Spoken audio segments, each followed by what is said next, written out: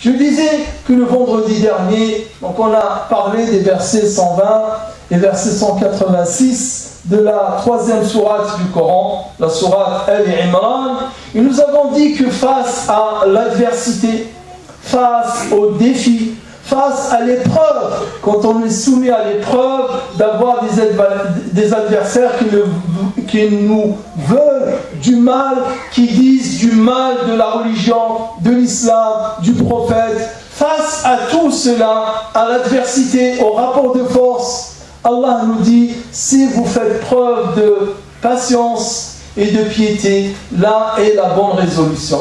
Les choses seraient simples si la compréhension était, tous avaient la même compréhension. Le problème, c'est que si on pose la question à 4 personnes, qu'est-ce que vous entendez ou qu'est-ce que vous comprenez par sabr, chacun dira que sabr pour moi c'est telle chose, un autre il dira que pour moi c'est telle autre chose, et un autre dira que c'est telle autre chose. Et si on parle de la piété, encore mieux, encore plus. Hein? Et donc c'est pour cette raison qu'il faut être clair. Allah nous dit وَإِن تَصْبِرُوا وَتَتَّقُوا فَإِنَّ ذَلِكَ مِنْ عَزْمِ الْأُمُورِ وَإِن تَصْبِرُوا هذه الآية 186 والآية 120 وَإِن تَصْبِروا وَتَتَّقُوا لا يضركم كيدهم شيئا إن الله بما يعملون محيط. ولكن ماذا يجب أن نفهم من الصبر وماذا يجب أن نفهم من التقوى الذي أمرنا الله تعالى به والقرآن يفسر بعضه بعضا. هيا بنا إلى صور أخرى وآيات أخرى نجد فيها الجواب ونجد بها الإيضاح والبيان والتوضيح. Je disais donc, quand Allah nous parle de cette patience et de cette piété qui sont la bonne résolution, qui sont certainement la solution qui nous met à l'abri de tous les traquenards, de tous les complots, de toutes les manœuvres des ennemis, on est à l'abri tant qu'on est patient et tant qu'on est dans la piété. Mais que comprendre de cette piété, que comprendre de cette patience? Allons dans d'autres sourates, on trouvera cela. يقول الله سبحانه وتعالى في الآية 55 والسادسة من سورة النور وعد الله الذين آمنوا وعملوا الصالحات منكم ليستخلفنهم في الأرض كما استخلف الذين من قبلهم وليمكنن لهم دينهم الذي ارتضى لهم وليبدلنهم من بعد خوفهم أمنا يعبدونني لا يشركون بي شيئا يعبدونني لا يشركون بي شيئا. إذن في هذه الآيات فيها زيادة توضيح للصبر والتقوى اللتان أو اللذان ذكرهما الله سبحانه وتعالى في سورة آل عمران. وفي آية أخرى من سورة أخرى وهي سورة الحج الآية 40 والآية 41 يقول الله سبحانه وتعالى ولينصرن الله. وتعلمون الآن لما تكون اللام والنون فأداتان اثنتان للتوكيد، لام التوكيد ونون التوكيد.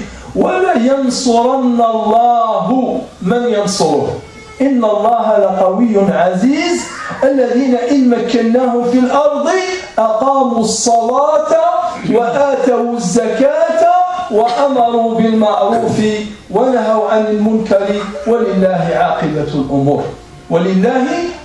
الأمور. هاتان 4 آيات، 2 من سورة النور و2 من سورة الحج فيهما التوضيح لما سلف أن ذكرناه. Je disais donc qu'Allah subhanahu wa ta'ala dans le verset 55 et 56 de la sourate La Lumière, An-Nur, il nous dit à ceux d'entre vous qui ont la foi, l'iman, et font œuvre pieuse, Allah a promis, Allah, qu'est-ce qu'il leur a promis? Qu'Allah, il va faire d'eux des vicaires sur terre. Donc il va leur donner al-khilafa sur terre, comme il l'a donné à ceux qui les ont précédés. Et il va affermir leur religion qu'il a agréée pour eux, et il va transformer leur peur en sécurité. Il va transformer leur peur en sécurité. La peur dans laquelle ils s'y trouvent, celle-là, elle va changer, elle va devenir une sécurité. Et que nous demande Allah subhanahu wa ta'ala? Ils m'adorent, c'est tout ce qu'il leur demande Allah, sans rien m'associer. وَمَنْ كَفَرَ بَعْدَ ذَلِكَ فَأُولَئِكَ هُمُ الْفَاسِقُونَ وَأَقِيمُوا الصَّلَاةَ وَآتُوا الزَّكَاةَ وَأَطِيعُوا الرَّسُولَ لَعَلَّكُمْ تُرْحَمُونَ. Faites la prière, acquittez-vous de la zakat et obéissez aux messagers, ainsi vous serez méritants pour recevoir la miséricorde d'Allah. Que disent ces versets-là? Il dit ces versets-là qu'à un moment, la religion n'est pas établie ou n'est pas affermie. Elle est plutôt vacillante, elle est menacée, elle est ébranlée en quelque sorte. Et elle a besoin d'être affermie, d'être bien ancrée, bien consolidée. Elle a besoin. De même que ces adeptes de cette religion, ils sont dans la crainte, ils sont dans la peur. Les menaces viennent de partout. Tous les matins, tous les soirs, c'est un groupe, c'est un État, c'est une personne, c'est une idéologie, je ne sais qui les menace de choses et d'autres. Et donc, ils ont besoin de quoi? De se sentir en sécurité. Ils ont besoin de quoi? Que cette religion soit consolidée, soit ancrée, soit affermie, que devienne ferme. Et Allah, il a dit que ça, je vous le donnerai. Mais je vous demande une chose, de m'adorer et de ne rien m'associer.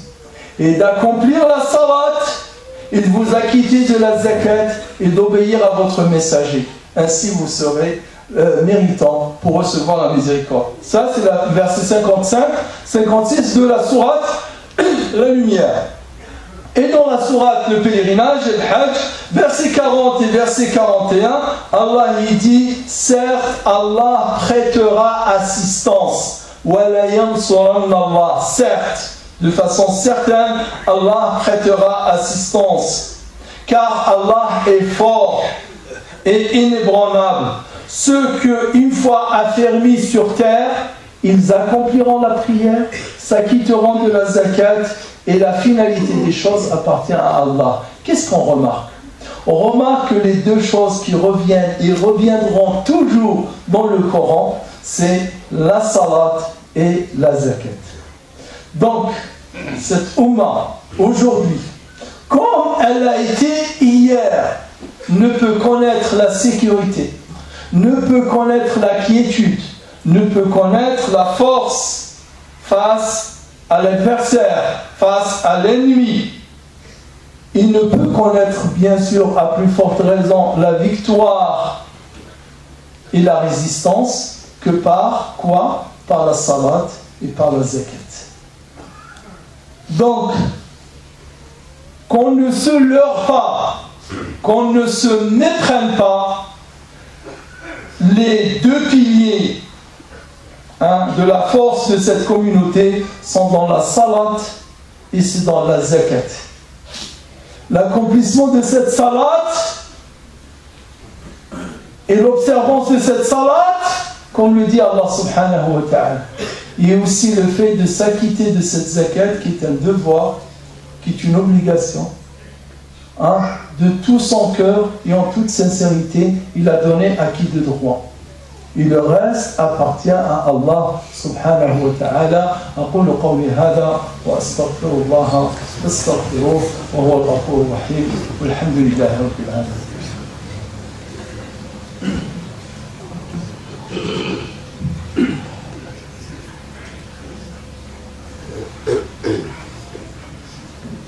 الحمد لله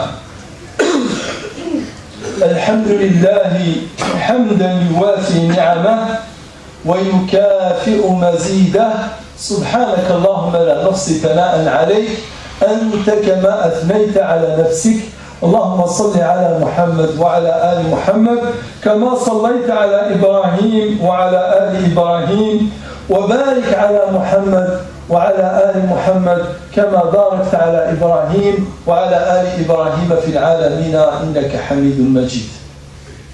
Nous sommes dans le mois de Muharram.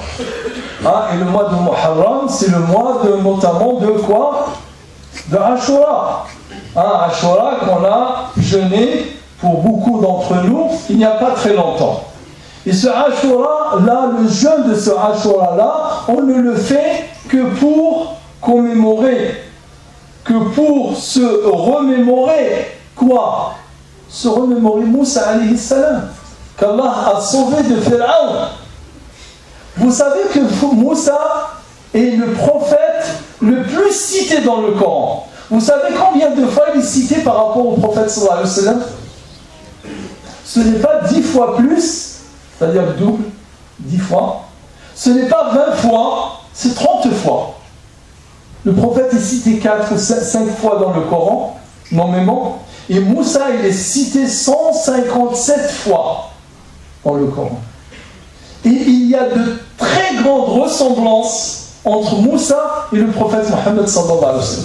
L'histoire de Moussa ressemble à l'histoire du prophète sallallahu alayhi wa sallam, ou plutôt l'inverse. L'histoire du prophète sallallahu alayhi wa sallam ressemble beaucoup à l'histoire de Moussa alayhi salam. Et c'est pour cette raison qu'Allah nous en parle tant. Il nous relate tant de fois l'histoire de Moussa alayhi salam dans le Coran. Dans Surat Yunus, في سورة يونس الله سبحانه وتعالى قال وقال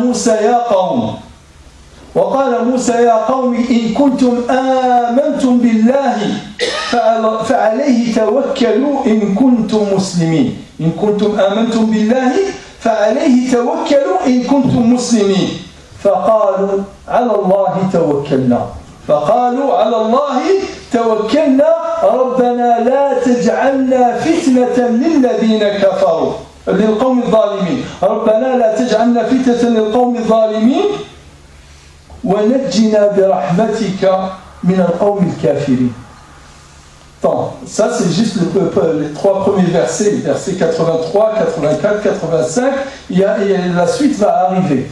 Donc Allah subhanahu wa ta'ala nous parle de Moussa, comment il s'adressait à sa communauté. Là, ce moment-là dont il parle Allah subhanahu wa ta'ala, c'est le moment quand on est arrivé au maximum de la peur des enfants d'Israël.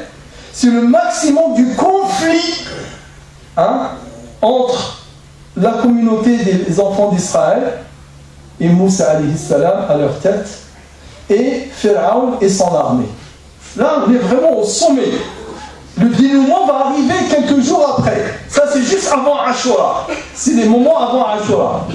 Donc, là, on est vraiment au sommet. Donc, Moussa alayhi salam, il leur dit, faites confiance à Allah subhanahu wa ta'ala. Donc, Allah, il dit, subhanahu wa ta'ala, Moussa dit, ô mon peuple, dit Moïse, si vous croyez en Allah, mettez votre confiance en lui en tant que peuple soumis à leur Seigneur. Ils répondirent, alors nous mettons notre confiance en Allah. Seigneur, ne fais pas de nous une tentation pour ce peuple d'oppresseurs. Protège-nous par ta miséricorde de ce peuple d'infidèles. قالوا على الله توكلنا ربنا لا تجعلنا فتنة للقوم الظالمين. تعرفوا شو معناتها لا تجعلنا فتنة للقوم الظالمين؟ نحن نفهموا العكس. On comprend, ne fais pas de nous une tentation, c'est-à-dire c'est nous qui les tentons. C'est nous qui mettons à l'épreuve. Non, c'est eux qui nous mettent à l'épreuve. C'est-à-dire c'est eux qui vont nous tenter dans notre religion. ربنا لا تجعلنا فتنة للقوم الظالمين ليس نحن الذين نفتنهم لنخرجهم من الدين أو نبعدهم عن الدين لا بل هم الذين يفتنوننا حتى يخرجوننا عن الدين. هذا هو الفهم الصحيح لهذه الآية. Donc c'est eux, ne nous met pas dans la tentation. Ensuite il dit et sauve-nous, protège-nous par ta miséricorde de ce peuple d'infidèles. Et là arrive le verset 87. وأوحينا إلى موسى وأخيه أن تبوأ لقومكما بمصر بيوتا واجعلوا بيوتكم قبلة وأقيموا الصلاة وبشر المؤمنين. وأقيموا الصلاة وبشر المؤمنين. Que va dire Moussa à sa communauté après leur avoir recommandé la confiance en Allah, et après que eux ils ont dit nous avons confiance en Allah, nous mettons notre confiance en Allah et nous prions Allah de nous protéger, de ne pas nous mettre dans la tentation et de nous protéger de ces peuples d'infidèles. Moussa dit ensuite, nous fîmes alors à Moussa et à son frère Haroun cette révélation. Prenez pour votre peuple en Égypte des demeures, faites-en des lieux de culte, faites-en de vos maisons des lieux de culte. Observez la prière et annonce la bonne nouvelle aux croyants. La prière, elle revient, elle revient, elle revient ici, au moment où vous avez peur de votre ennemi. Alors, faites la prière. Cette prière, elle va vous donner la force. Cette prière, elle va vous donner l'intégrité. Cette prière, elle va vous donner la droiture. Cette prière, elle va vous donner la confiance en Allah. Et elle va vous donner la force. Donc, nous sommes la communauté de la prière. Et cette prière-là qui va nous sauver. Et ce n'est pas cette prière-là, des mosquées pleines le vendredi, Al-Jumu'ah, et vides toute la semaine. Ce n'est pas cette prière-là. C'est la prière où les fidèles sont assidus. Où à chaque fois qu'ils ont l'occasion, je ne dis pas que tout le monde a l'occasion, mais à chaque fois qu'ils ont l'occasion de venir à la mosquée et de faire leur prière, ils viennent à la mosquée et faire leur prière. Ils sont assidus dans leur prière. Voilà donc ce qui nous sauvera. Ce qui nous sauvera, c'est cette confiance en Allah, cette prière que nous faisons, que nous observons avec assiduité, avec sérieux, avec constance et avec respect.